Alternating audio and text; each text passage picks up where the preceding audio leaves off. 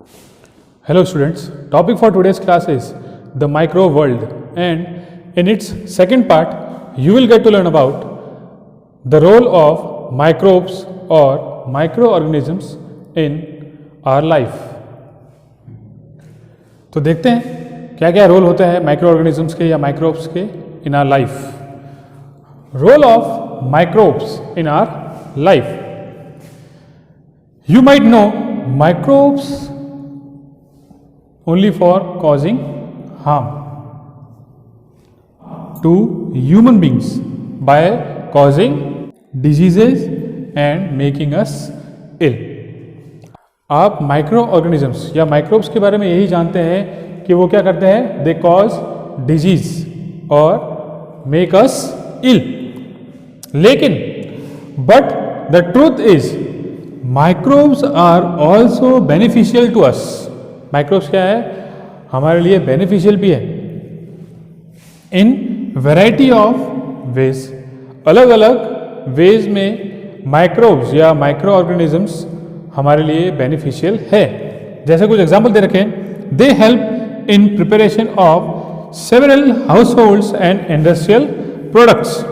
वो किस में हेल्प करते हैं, household and industrial products बनाने में, जैसे कि curd, cake, bread, antibiotics and beverages. ये सारे प्रोडक्ट बनाने में हेल्प करते हैं कौन, माइक्रोब्स या micro organisms.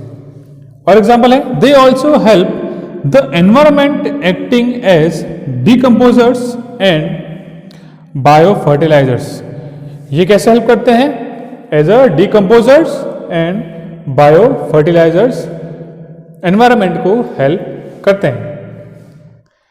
They play an important role in sewage treatment as well. और सीवेज ट्रीटमेंट में भी ये क्या करते हैं, हेल्प करते हैं या फिर एक इम्पॉर्टेंट रोल प्ले करते हैं इन द सीवेज ट्रीटमेंट.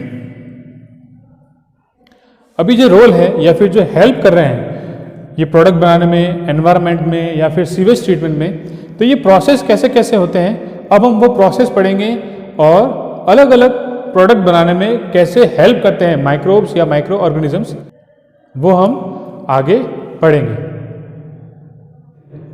तो अब देखते हैं कि माइक्रोब्स जो है, माइक्रो ऑर्गेनिजम्स जो है वो कर्डलिंग ऑफ मिल्क, मतलब कर्ड बनाना, हमको मिल्क से कर्ड प्रिपेयर करना है, तो उसमें माइक्रोब्स या माइक्रो ऑर्गेनिजम्स कैसे हेल्प करते हैं वो देखते हैं. Microbes play a vital role in preparing curd from milk. ठीक है, अब हम क्या कर रहे हैं, मिल्क से कर्ड बना रहे हैं. ठीक है, तो उसमें माइक्रो ऑर्गेनिजम्स या माइक्रोब जो है इंपॉर्टेंट रोल प्ले करते हैं. देखते हैं कैसे. कर्ड कंटेन्स अ बैक्टीरियम या फिर बैक्टीरिया कॉल्ड एज लैक्टोबैसिलस. ठीक है, कर्ड में एक बैक्टीरिया प्रेजेंट होता है जिसका नाम क्या है, लैक्टोबैसिलस. अभी लैक्टोबैसिलस करता क्या है, lactobacillus is an friendly bacterium. It treats and prevent. ठीक है, अब क्या है, कर्ड में ध्यान रखना है कि कर्ड में एक बैक्टीरिया प्रेजेंट होता है जिसका नाम है लैक्टोबैसिलस, और ये एक फ्रेंडली बैक्टीरियम है जो ट्रीट करता है और प्रिवेंट करता है. It treats and prevent. अब किस में हेल्प करेगा या क्या प्रिवेंट करेगा, डायरिया. ठीक है, जैसा कि आपको पता है डायरिया क्या होती है, डिजीज है. It treats and prevent diarrhoea.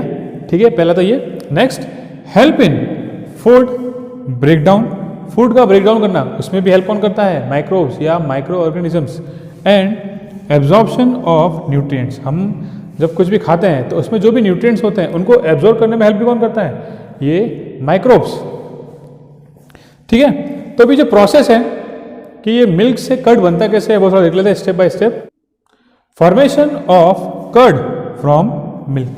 अब मिल्क से कर्ड कैसे प्रिपेयर होता है, कैसे फॉर्म होता है वो देख लेते हैं.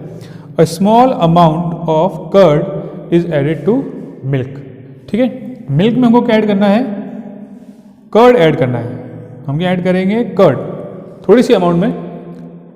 A small amount of curd is added to milk. Milk लेना है. ठीक है, उसमें हमको क्या ऐड करना है, कर्ड. लैक्टोबैसिलस, जैसा कि मैंने बताया लैक्टोबैसिलस क्या है, एक बैक्टीरिया है. जो कि कर्ड में प्रेजेंट होता है, तो वो करेगा क्या?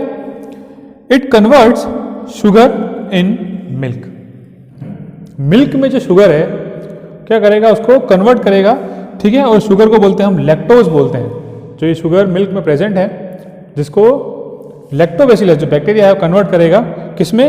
इनटू लैक्टिक एसिड, ठीक है। एक बार फिर से बता देता हूँ कि मिल्क में जो शुगर प्रेजेंट है उसको लैक्टोबैसिलस या बैक्टीरिया जो कर्ड में प्रेजेंट है, convert sugar in milk. Milk में जो शुगर है उसको कन्वर्ट करेगा into lactic acid. Lactic acid में कन्वर्ट होगा।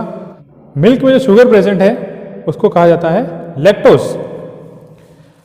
लैक्टिक एसिड, अब जो लैक्टिक एसिड बना है वो क्या करेगा?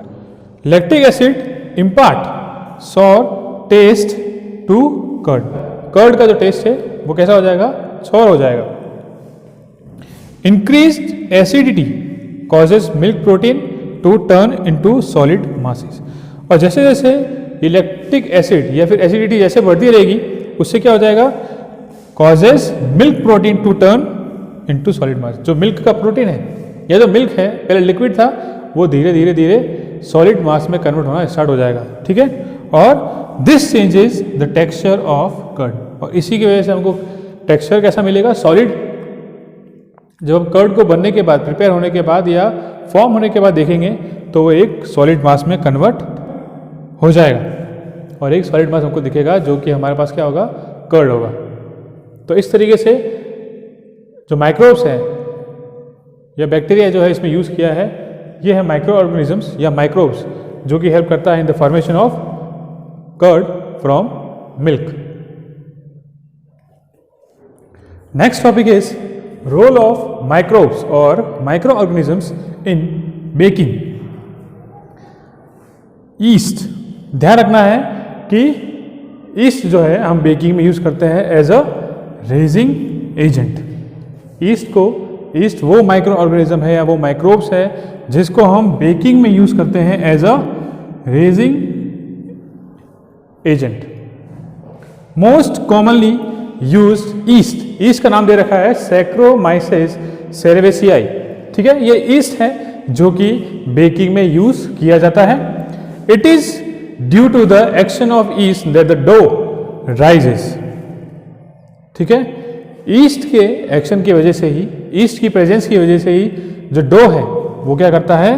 राइज करता है। If you leave it for some time adding yeast to it during kneading, ठीक है। जैसे हम डो प्रिपेयर करते हैं, जब उसको थोड़ी देर के लिए रख देंगे हम, तो वो थोड़ा सा राइज हो जाएगा।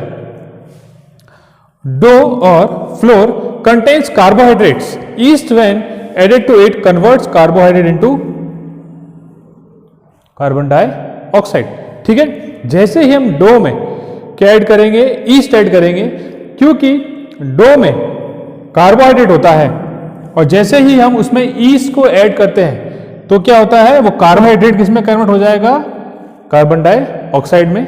फिर से देखते हैं कि डो है या जो फ्लोर है, जो हम आटा यूज कर रहे हैं, ठीक है, उसमें क्या होता है? कार्बोहाइड्रेट प्रेजेंट होता है और जैसे ही हम उसमें ईस्ट को ऐड करते हैं तो ये कार्बोहाइड्रेट किस में कन्वर्ट हो जाता है? कार्बन डाइऑक्साइड में, CO2 में। Due to the formation of carbon dioxide और CO2 द डो राइजेस, ठीक है। उसी की वजह से ही वो डो क्या करता है? राइज होता है।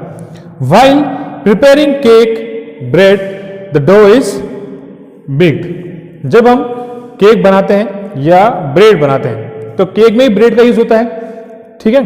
तो इस केस में और इस केस में दोनों में ब्रेड क्या होती है? जो डो होता है वो क्या किया जाता है? बेक किया जाता है। केक के केस में भी और ब्रेड के केस में भी। केक में भी हम ब्रेड का यूज करते हैं, तो इन दोनों केस में जो डो होता है उसको हम क्या करते हैं? बेक करते हैं। तो बेक करने से होता क्या है? Once baked the yeast dies, क्या हो जाता है? ईस्ट डाई हो जाता है, ठीक है। जैसे ही हम डो को बेक करेंगे तो ईस्ट क्या हो जाएगा? डाई हो जाएगा। As a result a soft and spongy baked product is form. तो हमको उससे रिजल्ट क्या मिलेगा? जैसे हमने डो को बेक किया तो हमको रिजल्ट क्या मिलेगा? अ soft and spongy baked product is form, और हमको जो प्रोडक्ट मिलेगा वो कैसा होगा, एकदम सॉफ्ट और स्पंजी होगा। तो ये होता है रोल ऑफ माइक्रोब्स या माइक्रो ऑर्गेनिजम्स इन बेकिंग।